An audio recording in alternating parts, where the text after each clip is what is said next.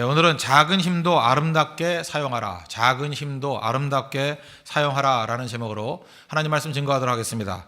마태복음 5장, 6장, 7장을 산상수훈이라 그럽니다. 예수님께서 하신 설교 가운데 가장 긴 설교입니다. 그런데 이 마태복음 5장, 6장, 7장 이 산상수훈을 관통하는 한 가지 단어가 있습니다. 이게 의입니다. 의. 의라는 단어. 이게 헬라어 단어는 디카이오수네. 이 의라는 것을 제대로 이해해야 이 산상수훈 전체를 이해할 수 있다라고 생각을 합니다. 그 의에 대한 정의 두 가지로 정의를 내릴 수 있습니다. 첫째는 기준에 관해서 정의를 내릴 수 있고 또 하나는 관계를 통해서 정의를 내릴 수 있습니다. 제가 이전까지 주로 많이 설명했던 것은 관계입니다. 의라는 게 뭐냐? 올바른 관계다. 하나님과 우리 사이에 의가 이루어졌다. 그게 올바른 관계를 맺게 됐다는 거예요. 우리 친구와 친구 사이에 의가 이루어져 있다. 두 사람의 관계가 좋다라는 거예요. 부부와 부부 사이에 이 관계가 좋다. 둘 사이가 의로운 관계다. 이렇게 올바른 관계, 바른 관계, 친밀한 관계, 이게 의입니다. 분명히 맞습니다. 또 하나의 측면에서 이 의를 정의할 수 있는데 거의 같은 내용이라고 생각합니다. 기준인데 기준과 일치한다. 이게 또 의입니다. 기준과 일치한다. 그러니까 하나님의 기준과 일치한다. 그걸 또 의라고 설명할 수 있다는 것입니다. 사실 같은 얘기입니다. 한번 보세요. 하나님의 기준과 일치한다. 그러니까 두 가지 의가 있겠죠. 십자가의 의, 하나님의 기준이 있는데 그 기준을 다 만족시키기 위해서 예수 그리스도의 십자가의 보혈의 피가 필요했다. 그래서 십자가의 의를 붙들고 나가는 거, 그거는 이제 올바른 의죠. 반면에 하나님의 기준이 있는데 자기 기준 갖고 늘어나는 걸 자기 의라 그럽니다. 그건 하나님 앞에서 설 수 없는 의라는 것입니다. 그런 의미에서 이렇게 기준을 중심으로 갈 수 있고 또 기준이 맞으면 올바른 관계를 맺을 수 있겠죠. 그래서 언제나 이 관점에 따라서 두 가지로 설명할 수 있다는 것입니다. 그러므로 하나 예를 든다 그러면 여러분 손목 시계가 있지 않습니까? 시계가 잘 맞아요. 시간이 잘 맞는 시계, 이걸 뭐라고 그래요? 의로운 시계. 아시겠죠? 기준과 일치한다는 것입니다. 그러니까 의로운 시계니까 기준과 일치하니까 그런 시계는 차고 다니겠죠. 반면에 하루에 2시간씩 틀리는 시계, 의롭지 않은 시계입니다. 그러니까 의롭지 않은 시계를 차고 다닐 일이 있습니까? 없습니까? 없죠. 멋으로 차고 다닐지는 모르지만 얼마나 좋은 시계길래 멋으로 차고 다니겠어요. 안 차고 다닙니다. 그래서 관계가 깨진 거죠. 똑같은 얘기입니다. 그래서 기준과 일치한다, 올바른 관계다. 그래서 기준과 관계를 통해서 우리가 의의를 판단할 수 있는 우리 믿음의 종 되기를 바랍니다. 근데 그 의롭게 되는 것, 그 중에 하나 들고 나온 말씀이 뭐냐 하면은 비판하지 말라는 것입니다. 하나님의 의로운 백성은 비판하는 인생을 살아서는 안 된다. 그런 접근이라는 것입니다. 그럼 비판의 의미가 뭔가? 먼저 비판의 정의부터 한번 내려보겠습니다. 7장 1절 보니까 비판을 받지 아니하려거든 비판하지 말라. 이 비판하지 말라는 것을 선악을 분별하지 말라. 이렇게 이해하면 올바르지 않다고 생각합니다. 왜 그러냐? 우리 의로운 판단력이 있어야 될 거 아닙니까? 바른 판단력이 있어야 진짜와 가짜를 구분할 수 있죠. 그래서 판단하지 말라 그 얘기는 아니고 이 말씀을 이해하기 위해서는 주기도문부터 시작해야 됩니다. 마태복음 6장에 보면 우리 지난주에 살폈죠. 그 주기도문이 나옵니다. 주기도문의 내용 4가지 기도가 있었다 그랬죠. 그게 아나 양죄. 아직은 처음이기 때문에 익숙하지 않아서 모르겠죠. 아나 양죄. 아가 뭐예요? 아버지하고 부르라는 거고 나 양죄 3가지입니다. 기도 내용은 나 양죄인데 나라가 임하시옵소서. 그다음에 양은 일용할 양식을 주옵소서. 죄는 우리를 죄 용서해 주십시오. 아나 양죄. 이 주기도문의 내용을 이제 부연 설명하는 것이 그 다음 내용들입니다. 그래서 보면은 마태복음 6장 19절을 보면은 너희를 위하여 보물을 땅에 쌓아두지 말라 이런 말씀이 나옵니다. 이건 무슨 얘기예요? 나라가 임하옵시고. 그러니까 하나님의 통치가 이루어지는 것에 집중해야지 이 땅에서 돈이나 벌고 쌓아두려고 하는 그런 인생을 살아서는 안 된다. 하나님의 나라에 초점을 맞춰 살아야 된다라고 하는 것이 이 내용입니다. 그렇게 이해하면 되고 그 다음에 우리 월요일날 살폈죠. 염려하지 말라. 그죠? 마태복음 6장 25절 보니까 목숨을 위하여 무엇을 먹을까, 무엇을 마실까, 무엇을 입을까, 이거 염려하지 말라. 염려하지 말라는 건 어디에 연결돼요? 아나 양, 일용할 양식. 그죠? 하나님이 공급해 주시는데 왜 염려로 살아가느냐? 하나님이 공급해 주신다. 그리고 3번째 나오는 게 오늘 본문입니다. 비판하지 말라. 이건 어디에 대응되는 거예요? 죄 용서와 연결이 되어 있다는 것입니다. 그러므로 이 비판이란 말은 어떻게 이해하면 돼요? 용서의 반대 개념이다. 그렇게 이해하면 이게 정확하게 정의를 내릴 수 있다고 생각합니다. 사람들은 용서하기보다는 오히려 정죄하며 살아갑니다. 그래서 여기서 비판이라는 단어는 어떤 단어와 가장 유사한가? 정죄라는 단어와 가장 유사하다는 것입니다. 그래서 남을 정죄하는 인생을 살지 말라는 겁니다. 이 정죄라는 게 뭐예요? 살리기 위한 게 아니라, 용서하는 것이 아니라 그 사람의 잘못을 확대하고 죽이려고 하는 공격, 그런 게 정죄입니다. 그래서 정죄의 목적은 뭐예요? 죽이는 거예요. 정죄의 목적은 뭐예요? 망하게 하는 거. 그렇게 하는 것은 하나님 앞에서 의로운 모습이 아니다. 하나님의 기준에 맞는 것이 아니다. 하나님과 올바른 관계가 아니다. 이런 접근을 하고 있다는 것입니다. 그럼 비판을 하면은 안 된다. 그런데 그 비판의 동기가 뭐겠어요? 왜 비판을 하는 것입니까? 또 하나 이제 분석을 하고 있어요. 비판하는 이유는 뭐냐? 두 가지로 설명할 수 있는데, 첫째는 자기의 우월성을 과시하기 위해서. 그래서 남을 비판하는 사람들을 보십시오. 나는 그렇지 않다는 거죠. 내가 우월하다.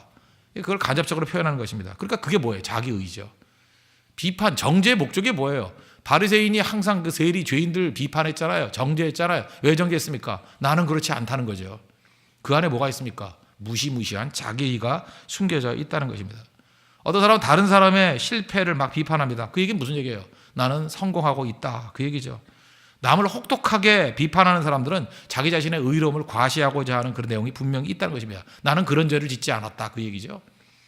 그래서 그 안에 십자가를 의지하는 모습보다는 자기 의를 과시하는 것이 있다는 것입니다. 또 한 가지는 뭐냐 하면 자기 자신의 약점에 대한 분노입니다. 우리가 어떤 것을 막 비판하는 사람들 보면 자기 안에 그런 약점이 있기 때문에 그렇습니다. 우리 일상생활에 한번 예를 든다 그러면 어떤 아버지가 계시는데 자기 자신이 생각할 때 자기는 늘 용기가 없이 우유부단하다 이런 생각을 갖고 있습니다. 근데 자기가 낳은 아들이 또 똑같은 모습을 보이는 거예요. 애가 용기도 없고 밤낮 우유부단해요. 그러면 굉장히 분노합니다. 굉장히 분노해요. 왜 그렇습니까? 자기 자신의 약점을 감추기 위해서 남을 비판하는 거예요.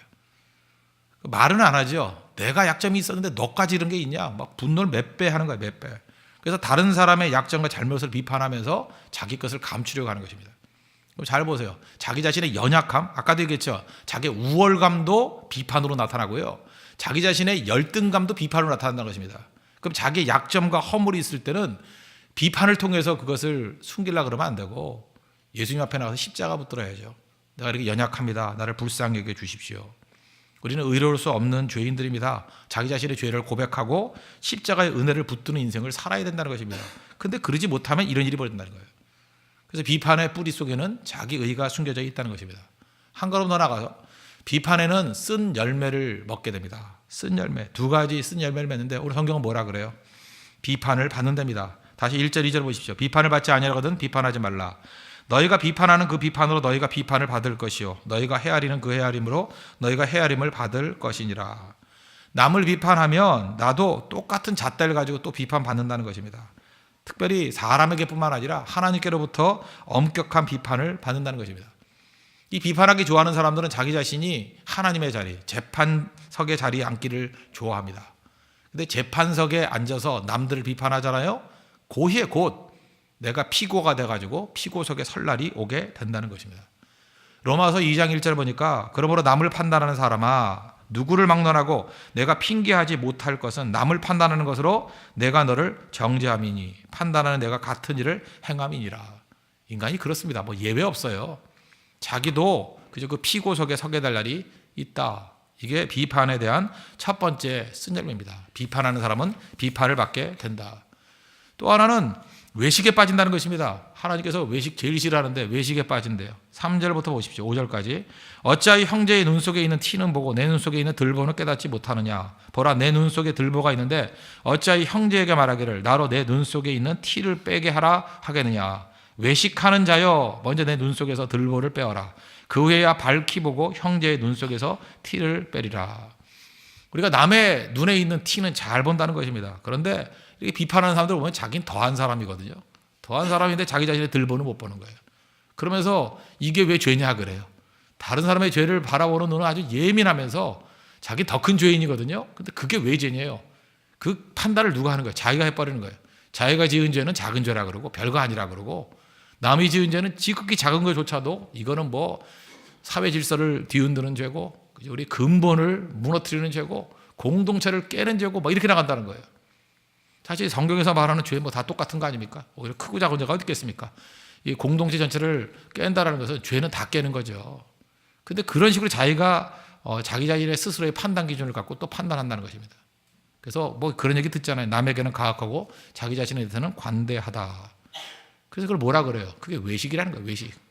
엉터리라는 거죠. 이게 하나님께서 이걸 용납하지 않는다는 것입니다. 그러므로 오늘 뭐 복잡한 거 아닙니다. 간단히 생각하면 어떻게 살아야 되겠습니까? 관대하게 살라는 것입니다. 어떻게 살아야 되겠습니까? 죄 용서하고 매치가 된다 그랬잖아요. 용서하며 살아야 된다는 것입니다. 그래서 이 말씀과 제일 유사한 주기도문의 말씀은 우리가 우리에게 죄 지은 자를 사하여 준 것 같이, 그거예요. 그렇게 사는 겁니다. 비판하지 말고 우리가 우리에게 죄 지은 자를 사하여 준 것 같이. 그 다음 구하는 게 뭐예요? 우리 죄를 사하여 주옵시고. 우리가 우리에게 죄 지은 자를 사하여 주지 않으면, 용서하지 않으면 어떤 일이 벌어지냐? 자꾸만 신경질적인 인생이 돼요. 자기 파괴입니다. 신경질적. 우리가 우리에게 죄 지은 자를 용서하지 않으면 어떤 일이 벌어지냐? 자기 자신이 비판적이 되는 거예요. 그리고 또 하나 문제는 뭐냐? 메말라집니다. 다 무너지고 깨지게 돼 있다는 거예요. 세상에 그거보다 어리석은 인생은 없다라는 것입니다. 여러분 한 해 한 해 나이 드시니까 나이 먹을 때 나타나는 현상이 뭡니까? 눈이 밝아지죠? 안 그렇습니까? 그래서 나이 먹으면서 자꾸 결혼이 안 되잖아요. 딱 형제를 보는 순간에 10년 유가 확 보이죠? 안 보입니까? 예, 나이가 들면서 눈이 밝아집니다. 그러니까 눈이 날카로워져요. 좋은 눈이 생긴다고요. 좋은 눈이 생기니까 내 심령의 준비가 안 되면 비판이 더 강해지는 거예요. 안 보이는 게 보이거든요. 이제 훤히 보여요. 말 한마디 딱 하는 순간에 그 속에 그 내심이 다 보여요. 의도가 다 보이고, 특별히 사회생활 좀 많이 하다 보면 착 보면 삼천리예요. 그죠? 다 합니다. 그러니까 그게 비판으로 갈 수 있다는 것입니다. 근데 반대로 많이 보일 때, 많이 보이는 것을 가지고 사랑할 수도 있잖아요. 품어줄 수도 있잖아요. 크리소스톰이라는 사람이 그런 얘기를 했어요. 그죠? 약점을 보면 공격할 것이 아니라 약을 주는 의사가 되라고. 우리가 몸에 연약함이 있지 않습니까? 그렇지 않아요? 딱 보니까 저 사람 어디가 약해요. 그러면 원수가 돼가지고 공격하려고 그러면 그 약점만 공격하면 이길 수 있죠. 그러나 의사의 눈으로 본다 그러면 약을 주고 치료해 주잖아요. 우리가 눈이 밝아진다는 건 뭐냐 하면 그 약점을 도와주고 고쳐주는 것으로 집중하는 모습이 있어야 된다는 것입니다. 그게 예수님 정신이에요. 그게 의로운 하나님 백성의 모습이라는 것입니다. 사실은 뭐 교인들에 대한 정보 목사만큼 많이 아는 사람이 어디 있습니까? 그렇지 않아요? 뭐 다 알잖아요. 어떤 때 자기가 와서 얘기하고, 얘기 안 하더라도 뭐 옆에 있는 사람이 얘기하고, 뭐 옆에 있는 사람이 얘기 안 하더라도 뭐 보면 알잖아요. 그런데 목회자의 그 기본적인 윤리 가운데 하나가 그거라고 생각합니다. 성도들의 약점, 아무리 속이 터지고 아무리 분노하고 아무리 배신하고 아무리 문제가 있더라도 그거 갖고 공격하면 안 되죠. 그렇지 않아요? 알고 있는 것을 가지고 도와주고 사랑하고 용서하고, 아니면 저 혀를 깨먹고라도 죽어야죠. 그걸 들고 나면 안 되죠. 저는 그게 기본이라고 생각합니다. 기본. 아무리 부당한 대우를 당한다 할지라도 품어주는 거. 목사만 그렇습니까? 아니에요. 우리 성도도 마찬가지라는 거예요.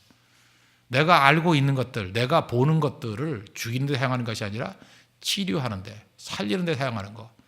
그게 하나님께서 원하시는 의로운 하나님 백성들의 모습이라는 것입니다. 제가 일전에 썼던 책에도 한번 소개를 했었는데 이 얘기 한번 소개하겠습니다. 그 뉴 호프 커뮤니티 처치라는 데가 있거든요, 미국에. 거기 계셨던 그 교인 중에 한 사람입니다. 미국 초등학교 5학년 그 초등학교 교사예요. 톰슨이라는 선생님. 톰슨과 그의 학생 그 테디 스톨라드라는 학생의 이야기입니다. 그 테디 스톨라드라는 애가 있는데, 그러니까 테디라고 합시다. 테디 스톨라드가 있는데, 얘는 자기 반에서 왕따 좀 당하는 애고요. 그 다음에 항상 표정이 좀 이렇게 백인의 친구들 이렇게 멍한 애 있죠. 이렇게 멍한 표정. 항상 어디를 쳐다보는지 모르는 허공을 쳐다보는 애. 그 다음에 몸에서 잘 아시니까 냄새가 나고. 그러다 보니까 그 옆에 친구들도 잘 갈라 그러지 않습니다. 초등학생 그때 얼마나 예민합니까? 그래서 잘 갈라 그러지 않아요. 그리고 또 시험 채점을 했는데 이건 뭐 틀리고 맞고 틀리고 맞고 거의 틀리는 거야. 박자가 그냥 맞는 게 없고 뭐 거의 낙제점에 가까울 정도로 성적이 떨어지고.